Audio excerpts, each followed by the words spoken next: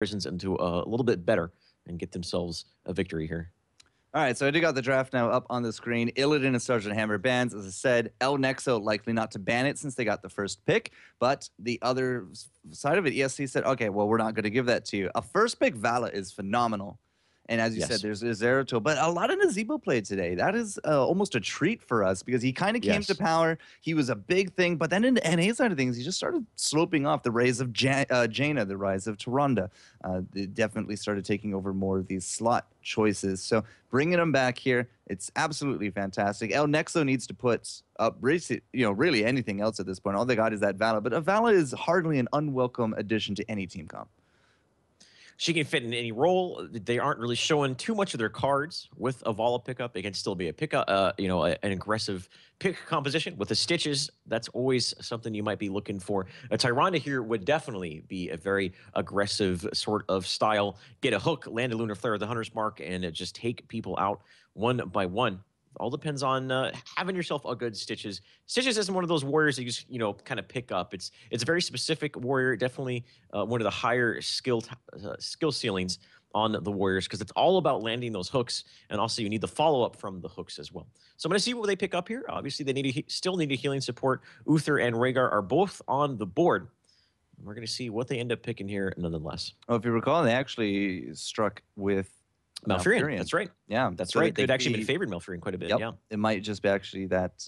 And they had the Malfurion, they had the Tassadar in their last pickup. So far with that Stitches, I'm curious to see if it will be a double warrior comp. I mean, into the top lane, you can put you can put the Stitches there. You can pick up a Chen, put him there. ETC. I mean, they all solo lane extremely well. And well, there he is, ETC. So it will be the double warrior comp from Nexo. This will also, I want to say, probably be favoring a stage dive. ETC. That way he can be in other lanes. He can go grab a shrine and still come back to the team fights with that stage dive. And if it is the stage dive, then that's a very big pension, I think, for Stitches to pick up Bio. We saw that last round as well. This could be the zone comp that we're looking for, but instead of a hammer, you just got a Vala.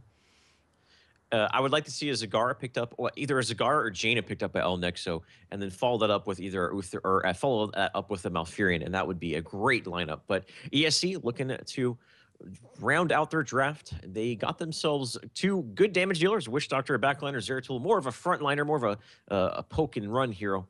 And there's the Uther being picked up. So there is going to be their healing support and a Malfurion. Look at that. The Rhaegar is still up. The Lily and Brightwing are up here. I think we're going to see either the Rhaegar or the Brightwing over a Lily. It all depends on what Nexo playstyle I want to go with. Brightwing obviously synergizes well with ETC, assuming he goes stage dive. The map is Dragonshire. That gives him a lot of global presence and gives them a lot of control, zone control over the shrines later into the game.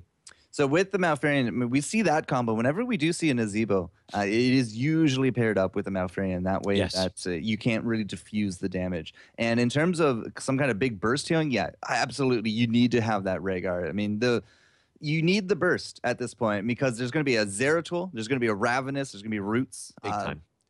Possibly even a Twilight with an Uther there. That could be a heck of a wombo.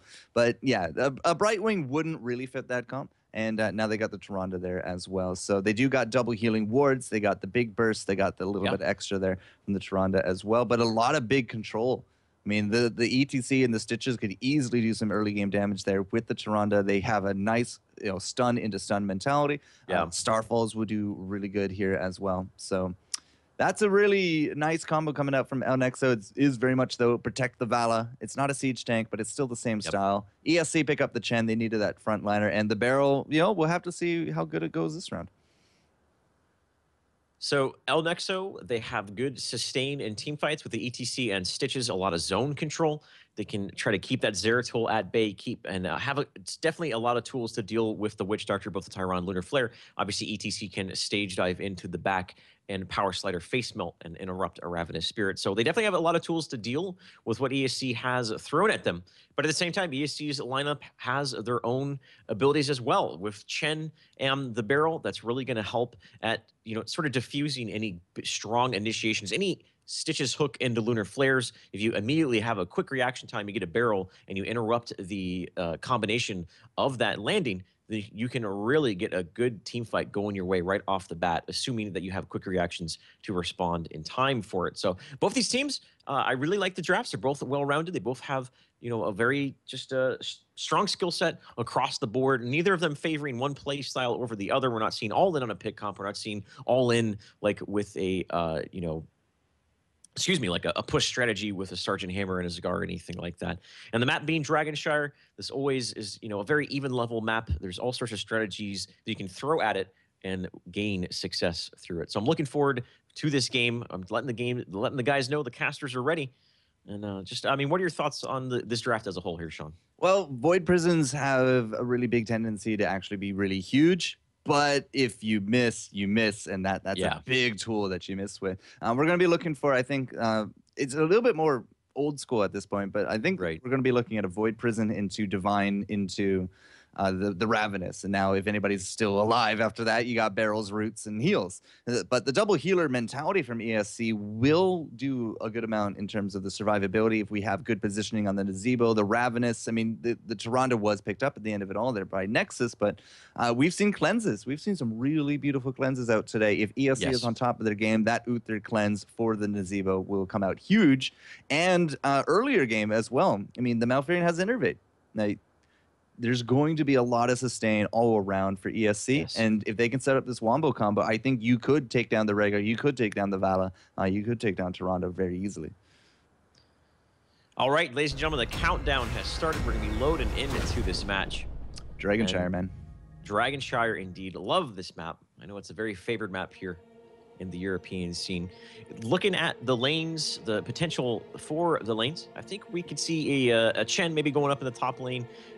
El Nexo could throw either the ETC or the Stitches in the top lane. That'll feel Stitches will be more better put into that role of either going into the bottom lane and trying to fish out some hooks with a Tyrande and maybe backed up with a maybe a Rhaegar or a Vala. Really all depends. Vala can go mid, ETC can go mid. Their lane configuration that they can do on both sides of these drafts are dynamic, and there's a lot of potential for both of these teams to switch it up. They have, some Zeratul can roam around the map, Tyrande and Stitches can roam around the map. It's going to be exciting to see what they do. But we are into the game. Ladies and gentlemen, the teams are saying good luck, have fun. Over on the left side of your map is going to be El Nexo, Luciferon playing ETC.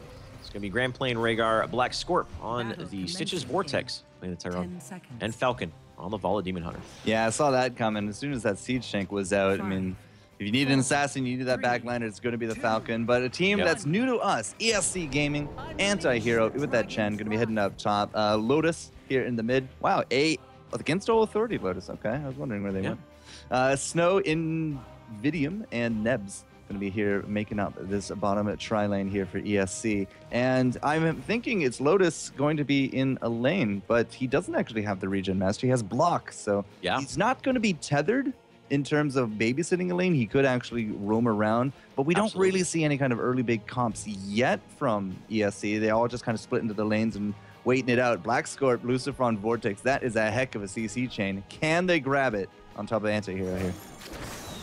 No, unfortunately the hook a little bit off the mark. Anti-Hero, his spidey sense was tingling, or his panda sense was tingling. He knew that something was array, and was able to dodge, not dodge the hook, but at least stayed in defensive position. He didn't extend to the lane and start pushing it in until everyone showed. So it looks like we're going to see already a heavy roam. It's the Stitches and the Tyrande. So they're going to keep ETC static in the top lane versus the Chen, putting Rhaegar in the mid lane to deal with the Zeratul, and the Stitches and Tyrande are rotating down to the bottom lane. And they have to know about this. They have to know that these guys are going to be roaming. They're missing from top. They still aren't on the map. And here comes Black Scorp going down, laying down a slam right as the shrine spawns to try to claim the first one in the south here. Oh, the Zeratul is here as well, and the zombie wall was enough. Vortex man. is going to be the first blood. And Scorp, he went in really hard right there. I couldn't imagine that they were trying to combo out on top of the Uther, and turns out they couldn't combo out on top of anyone. That extra roam from Lotus really sealed the deal, and he didn't really lose out too much in terms of the lane experience because he was already pushing up anyways against this Rhaegar. So Luciferon and Anti-Hero are just going to be duking it out as best they can. It's all about where the roamers are going to go, and at this point, a little bit of a level of advantage for El Nexo, but they're down that kill, and Shrines, top, nobody's actually looked at top. Never mind. Luciferon's looked at top. It's all about bottom. A good hook onto a Lunar Flare for Snow, but with a Malfurion and an Uther to back you up. He's going to get away to safety. Healing Totem. He's going to top everyone off. So the combination was there. They landed it, but both of the healing supports were able to back up Snow, keep him alive, and keep the pressure in this bottom lane. Another good hook onto him. There's a secondary Lunar Flare with the Hunter's Mark cannon secure the kill. Still, just too much healing coming out from ESC here, Sean. It's sad. There's a lot of sustain across the board from these guys. I mean, you got 2 support down here. Snow is never going to have to worry about mana, and he, is just going to have that passive keep ticking away, picking up those stacks with the Death Ritual. And between that, I mean, this is just almost lane never die. Almost lane never die. I mean, I'm sure that we'll rack up some kills, but top lane, it's going to be this fight, Anti-Hero and Lucifron. Lucifron was able to achieve the Dragon just before, but it looks like the bottom lane could not hold. It was actually, I mean, the Rhaegar could have fallen back, but it looks like their game plan was more to try to bait the Zeratul out and then gank him while he was getting the Dragon Shard. But mid lane is pushing in hard. Lotus is not having a good time here in the mid lane. Rhaegar's actually doing a pretty damn good job.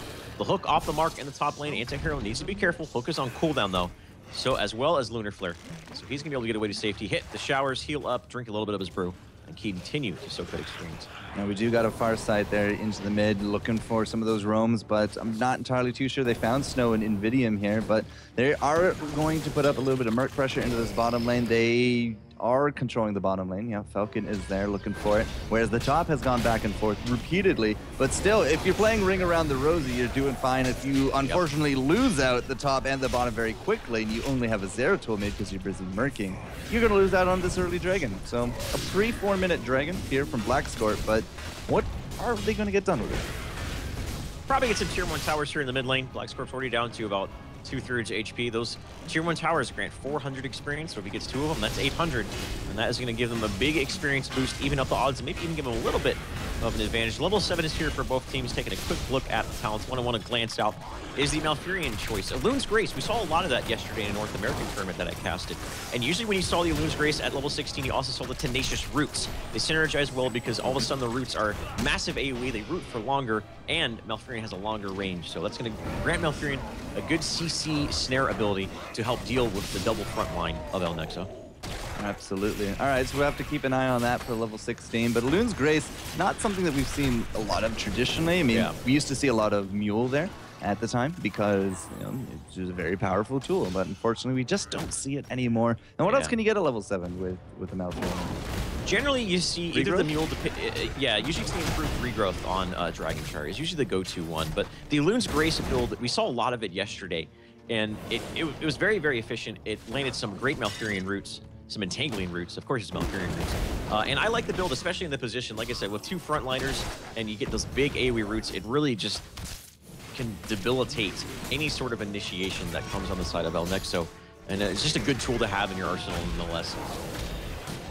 Definitely going to be a tool more for catching rather than for the sustain, so I have to see if that works out for them. We also have at the level 7 the Gidbin picked up for our Nazivos. So, both of, I think there's 3 talents in the game total that will affect multiple abilities, and those are 2 of them right there. Lucifron immediately after that heroic jumps down into this bottom lane. I guess they were going, the Twilight Dream! You Lucifron, nailed it! He could actually be in trouble. Yeah, oh my gosh, the Twilight Dream was huge right there. We had a Void person out there as well, but Snow is likely not to be getting out of this one. And now with the supports on the back line of this El Nexo lineup, they're not going to be getting out of this. Anti-Hero showing up way too late to the party. Where was the barrel when he needed it? He's going to push them towards the turrets. He's going to look to see if Vortex can actually go down to the turret. I think he will. He will. What a play between Lotus and Hero. And wow, is we confident enough to pick up Blackscorp too? He's snared. He's at about 130 HP. Lotus has got to be careful. He's so low on health and mana. That is a regen health. He doesn't actually have that health there yet. It looks like it is a 2-for-3 exchange. What a team fight right there. El Nexo had great initiation, great gain sense to know that the bruisers and the horseshoe were being taken. They got themselves a quick 1-2-3 taken out of the fight. But, I mean, ESC were able to turn around and get 2 kills of their own, so the experience is still pretty damn even. The Emerald Dream coming out from the Malfurion, or I'm sorry, the Twilight Dream coming out from the Malfurion. It's Emerald Dream at level 20. And it's a great ability we don't see utilized very often, but I feel like one good Void person onto any more than one person followed up with that is just so much damage on top of a Ravenous Spirit. It's a debilitatingly and very powerful Wombo combo when pulled out appropriately. Well, yeah, the Twilight Dream hype is real. Anti-hero, however, is not real, as he is about to drop double healing ward put down, and there's just really no contest, not with that comp there into the mid. Lucifron looks like he will resume on that cap into the top. Black Scorp is holding down bottom for a long time. Will that be enough? He is going to drop, but Vortex was able to get off the channel, and another Dragon Knight will be marching down here for El Nexo, straight down the mid. So 7.5 minute Dragon Knight right on the cusp of getting level 13. This is it's an okay exchange. Oh man, but Lucifron at the bottom, Ancestral Healing is having to be used to negate the Ravenous Spirit. Falcon has to be careful. Thankfully, he's narrowly outrunning the Ravenous Spirit due to that extra speed he gets from Hatred, Vala's combat trait. So a couple heroics being exchanged there, no one going down quite yet. But in the meantime, though, Vortex on the Dragon has been pushing down this mid lane. He's gotten the tower. The fort is down to about 1/4 HP, and that fort is absolutely going to be susceptible to be taken down earlier, or I'm sorry, a little bit later here in the match. I'm liking the aggression from ESC. They are staying even with levels, even if they are down. You know, those two dragons. And Vortex is actually not done with the dragon yet. He's just going to come up here, clean up some of these creep waves, perhaps try to land enough damage on top of this tower. But he only has 8 seconds left in it anyways. 30% hit points, might as well use them. And it looks like it will grab that tower just on the back of it. Gate 2, nice bonus. And, well, there goes the explode. That should have been a hook into the Vortex Lunar Flare. But, you know, we barrel Ray, and we barrel to safety. And Anti-Hero will live out. So what is going on out in the map here? I mean, we have this 5-man push. Lotus is pushing down the mid, but it's the bottom push from ESC that's the big one. Yeah, they're trading fort for fort right now. Though ESC is on the aggressive. Nope, never mind. They were just rotating their bruisers. Initially, they looked like they were going to have a rotation down to bottom lane to try to catch El Nexo out of position. But they knew they weren't going to be able to get there in time. The fort is going to go down inevitably due to all those ranged minions poking away at it. Though they got to be careful here. There's a big 3-man Void Prison. Is Emerald Dream in position? It looks like he's going for it. Malfurion's going to go for it. Here comes the big Dream. There it is on top of a Ravenous Spirit. Their Ancestral Healing is in time, but Vala goes down nonetheless. So this is favoring ESC right now with a good initiation, a good Void Prison, but can they follow it up? They've already got one. They need to get more than one here. Lucifron, he is very, very low. He is initiated the backline for that night to speed the death of him at will. The Malfurion is going to get cleansed from the Lunar Flare. Well-placed Lunar Flare. With 2 of your team being down, there's simply not enough follow-up, and this is looking great for ESC. Yeah, Vortex getting caught in that zombie wall, but it's not enough for a kill. We have so much to stand from both sides that it's really hard to burst anybody down. Great hook into the stun. Anti-Hero can just barely jump out of that because of the Merc Wave that did appear, but it will be 2 kills nil going the way of ESC. So that was a fantastic Void Prison into the silence, just immediately deleting out that Vala was really big key right there. The Ravenous was really on point as well, and we could have actually jumped to safety with our Battle Cow, but he decided to try to go back in, try to make his death worth a 1-for-1 trade, but it just didn't work. 7 kills for ESC, level 15 each. We're looking for those 16 talents, and ESC will get there in a small interval of time above their opponents, but still, we got Shrine now pressure coming in 5 seconds. Level 16 being on the field for ESC, that's going to enable them to not only get this bottom Shrine, but more importantly, get the Horseshoe Bruiser Camp. You got to be careful, though. You want to get caught out of position, and there is a Stitches hook onto Anti-Hero. He does have the barrel if he chooses to use it. He is going to use it. Void Prison is up as well, so all the cooldowns are up now. There's a 2-man Void Prison. Here comes Malfurion. He's going to be looking for that Emerald Dream. He's looking for that Emerald Dream, and there it is, but the Ancestral Healing was able to counter out. Oh my lord. Up and down goes Falcon's HP bars. He just got blown up. His health bar went back to full and then taken out again. He is not a cat. He's got 2 lives, not quite 9, but he was working on it right there. Level 16 advantage showing its strength, Sean. I am really impressed with the reactions out of El Nexo because they immediately got off everything they needed to do to keep that Falcon up. The problem is she just didn't have the base hit points required to survive that level of damage. So 16 each, and once more, another convincing team fight for ESC. As said, I like their aggression. They are literally just blowing up the only DPS on top of El Nexo, and then from there, El Nexo just has to fall back. They do not have enough to get through the sustain of the Malfurion or the Uther. And with that silence has been doing so good with the Void Prison. The last time I saw a strategy like this was a long time ago with the original Cloud9 Vortex lineup with Liquid Jet. Hook on an Anti-Hero, that's just a zoning one to try to get him away from his buddy. Though this is a 3v4, never mind, there's the 4v4, the Rock God is coming in there. Lucifron is gonna power slide and face melt his way in, knock back the enemy. Oh no, Malfurion's in a terrible position. The Ice Block is just gonna delay the inevitable. He is going to go down. So a good initiation coming out there from El Nexo with a good turnaround. Anti-Hero is next on their list as he's trying to to drink his brew. Again, delaying the inevitable. And this is going to even the experience and even the odds for El Nexo. They're going to push the spot in lane and get themselves a fort. Yeah, Lotus, however, has gone right back there to the mid. He's going to grab a little bit of extra hit experience that he can, but there goes that bottom fort. Now we'll put us back to equal levels on top of it as well. The 16 talents did come out just before the beginning of that fight. The Lunar Blaze, the Fishing Hook is real, and double blood for blood versus no blood for blood. ESC is going to take the Tenacious Roots. We got the imposing presence there, but there's nobody here that could have really afforded the blood for blood, and that's some really big burst lacking now on the side of ESC. Yeah, but with no blood for blood does come the big important talents like the double bombs coming out from Zeratul, and that's really when he starts hitting his stride. His early game is negligible, but once he hits 13, 16, and more importantly, level 20, he can just blow people up in a fashion that no other hero really can. Oh man, Lotus, he got blinked into a hook. That's having to force a defensive Void Prison. Can ESC turn this into anything? I don't know. Anti-Hero is coming in from the south, sweeping up to the north, but now he might just be completely out of position. He does. He gets blown up. So a misstep right there coming out from ESC, an uncharacteristic one, as their team fight and their movements have been nothing but immaculate this whole entire match, but this is going to allow El Nexo with a 13-minute Dragon Knight and a big power play 5-on-4 to get these tier 2 towers and put their eye on this keep. Yeah, they've resumed now that experience lead. They're on 18. At the end of this with a keep, they're going to be pretty close to 19 as well. No Chen means no front line. We still have all the rest of the heroics ready to go, except that Void Prison, of course, which was used to trap out.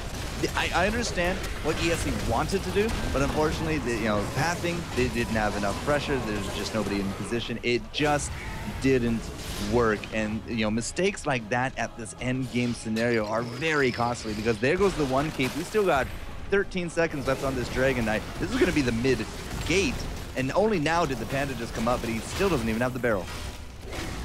Yeah, barrel on cooldown as well as Void Prison. Those are two very important abilities that need to be up for ESC to pull off in their draft. They're very, very reliant on their heroics.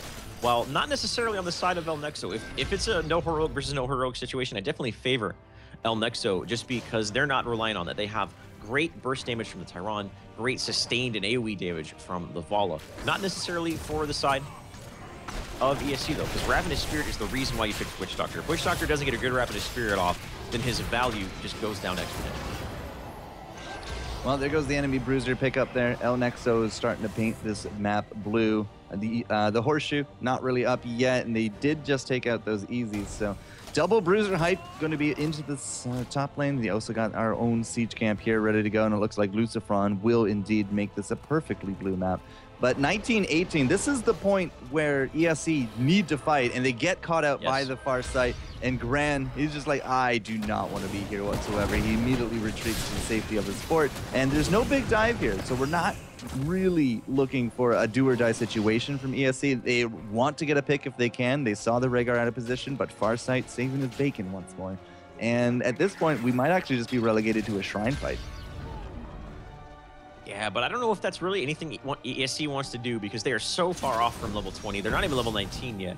While El Nexo is pretty damn close on it. It's on the horizon. They're looking for a hook lunar flare combination with Black Scorp throwing out a blinder, but a swing and a miss coming out of them. Oh man, Void Prison is up. They got to be careful. They have to keep their positioning better. They have to keep their positioning better, but Black Scorp unfortunately is way out of position here. There's a lunar flare onto the Malfurion. He does have Ice Block. He is going to have to use the Ice Block. There's a two-man Void Prison onto his own teammates. That is not what he was looking for right there. Holy cow. This is disaster for ESC. Yeah, the teammate Void Prison that didn't go down. That's the big key right there. So they got the barrel, they got the Malfurion. I'm not entirely too sure who he was actually aiming at. Perhaps, I mean, I'm just gonna leave that there for an instant replay. But yeah, that was the big blunder right there. They didn't get anybody on the opposing side. Black Scorp was on the wrong side of the line of scrimmage, but the rest of the team was able to get there. The barrel didn't poke and so it didn't do what it needed to do. And level 20 to 18, that's gonna be game, man.